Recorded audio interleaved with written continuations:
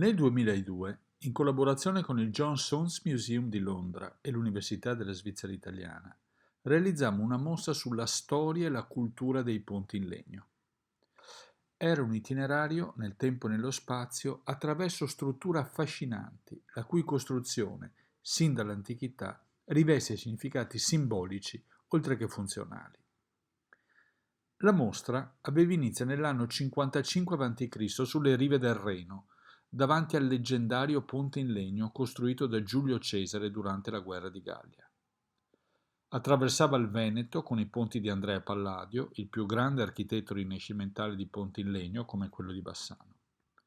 La mostra raggiungeva poi le valli alpine dove due geniali carpentieri svizzeri, i fratelli Grubemann, nel Settecento stupirono il mondo con arditi ponti in legno di lunghezza mai vista prima.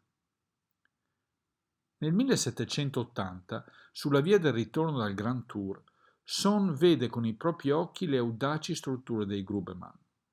Erano tutte a campata unica, per superare di un solo balzo i tumultuosi fiumi alpini, arrivando a lunghezze sorprendenti, grazie alla geniale invenzione di travi composte da più elementi assemblati fra loro. Son, affascinato, disegna le strutture con schizzi e rilievi accurati.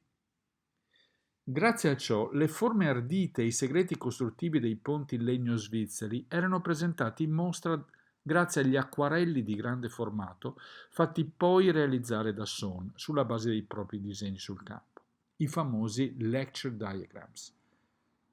C'erano anche i modelli originali settecenteschi dei Grubemann, fra cui due grandi modelli di oltre 5 metri, strutture straordinarie che si erano conservate nei secoli.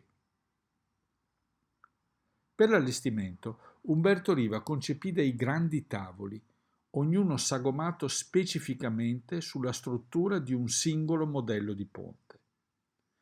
Per richiamare l'acqua dei fiumi, attraversata dai ponti, la superficie dei piani era riflettente, ma non di specchio.